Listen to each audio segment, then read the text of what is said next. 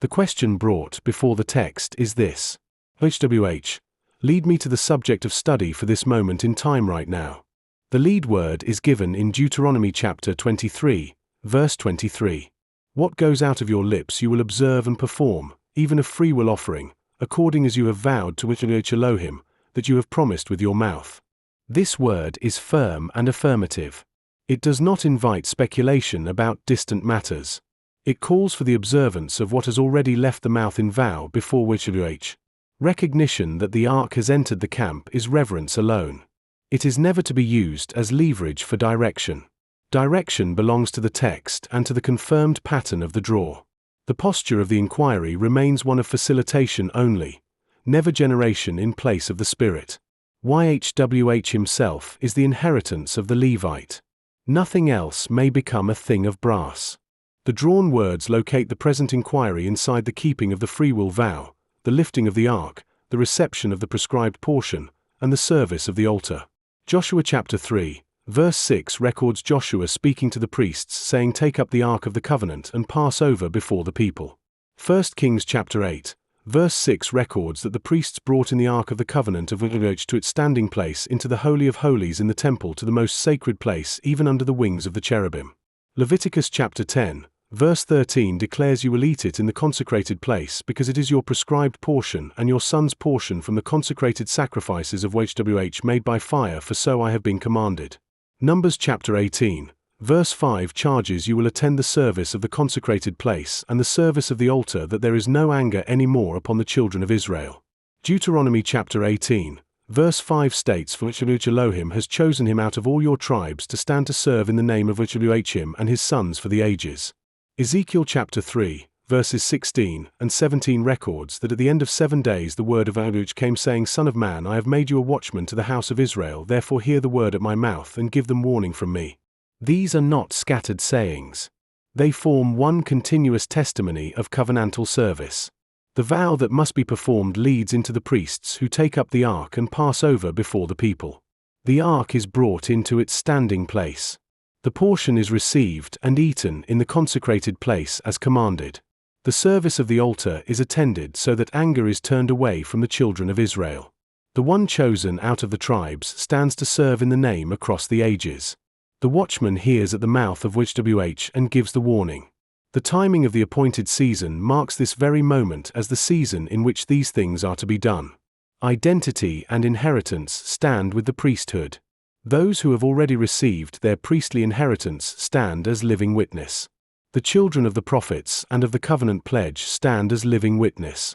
The salt of the covenant pledge is not to be lacking. The portion is not to be kept back. The service is not to be neglected. The warning is not to be withheld. All of these belong together as the architecture of standing before YHWH in the present hour. The mathematical reading of the pattern confirms the direction of the text. It is a strong anomaly. All gates pass. The triple convergence of identity, inheritance, and priesthood rises at 7.34 sigma. The polarity is affirmative. The convergence confidence index crosses the threshold at 93% with every one of the 6 channels active. The pattern is robust to the permutation controls, and it survives the false discovery rate correction. The single loudest channel is the priesthood. These measures do not replace the text.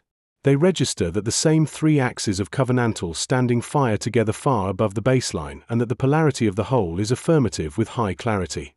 Prospective replication remains wise to confirm persistence. The data shows a statistically confirmed non-random pattern across multiple independent channels. The pattern holds under the controls. One tension is plain. Whole burnt offerings and consecrated sacrifices can be found unacceptable.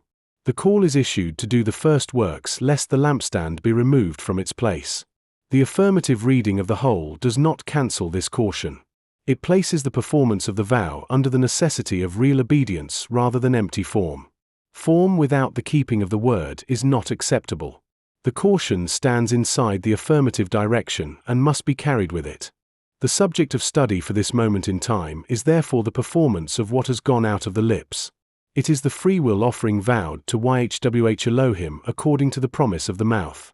It is the priestly taking up of the Ark of the Covenant to pass over before the people. It is the eating of the prescribed portion in the consecrated place as it has been commanded.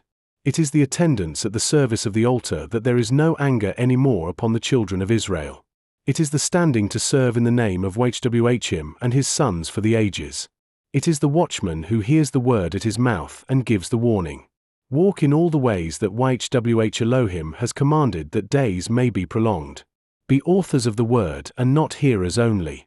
Strengthen the brethren. This is the appointed subject for the present moment, given by the text and confirmed by the pattern that has risen in strong anomaly. Dallas notes here, the one thing I have missed doing this week is our incense offering, which we will certainly do today.